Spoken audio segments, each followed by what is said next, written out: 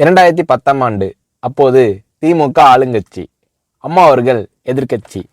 ஒரு பெரிய மிரட்டல் விடுத்து அம்மா அவர்களுக்கு எதிராக மதுரை மாவட்டத்தில் பல இடங்களில் போஸ்டர் ஒட்டியிருந்தார்கள்.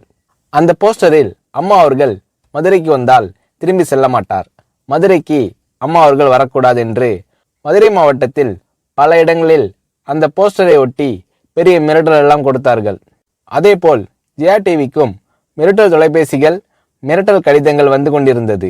ஜெயா டிவியின் செய்தி பிரிவினர் இந்த மிரட்டல்களை பற்றியெல்லாம் தியாகத்தலைவி சின்னம்மா அவர்களிடம் சொல்லி அம்மா அவர்களின் கவனத்திற்கு கொண்டு சென்றார்கள்.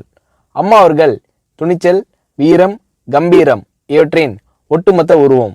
அதனால் புரட்சி தலைவி அம்மா அவர்கள், நான் மதுரைக்கு போய் தீருவேன், பொதுக்கூட்டத்தில் பேசியே தீருவேன், எது நடந்தாலும் எதிர்கொள்கிறேன் என்று சொல்கிறார்கள்.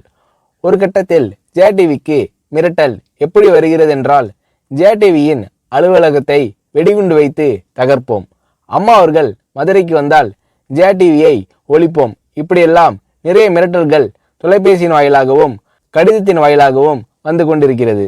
இந்த மிரட்டல்களை எல்லாம் கடந்து அம்மா அவர்கள் மதுரைக்கு சென்று பிரம்மாண்டமான பொதுக்கூட்டத்தில் லட்சக்கணக்கான மக்கள் மத்தியில் எழுச்சி உரையாற்றும் போது, ஒரு எதிர்க்கட்சியின் தலைவி என்ற முறையில் என்னை நீங்கள் மிரட்டுங்கள், ஒரு எதிர்க்கட்சியினை நான் நடத்துகிறேன் என்பதற்காக கழகத்தை மிரட்டுங்கள், ஜெயா டிவியை எதற்காக மிரட்டுகிறீர்கள், ஜெயா டிவியின் அலுவலகத்தை நீங்கள் தகர்ப்பீர்களா, ஜெயா டிவியை நீங்கள் ஒழித்து கட்டிவிடுவீர்களா, பார்க்கலாமா, ஜெயா டிவியை ஒழித்து கட்டிவிட்டால் என்னுடைய அரசியல் குரலை ஒழித்து விடலாம் என்று கனவு காணுகிறீர்களா, ஜெயா டிவி என் உயிருக்கும் மேலானது, நான் என்னுடைய உயிரை விட அதிகமாக நேசிப்பது, என்னுடைய அரசியல் கரமாக நான் போற்றி புகழ்வது, அதன் மேல் நீங்கள் கை வைப்பீர்களா, பார்க்கலாமா என்று எழுச்சி உரையாற்றினார் புரட்சி தலைவி அம்மா அவர்கள்.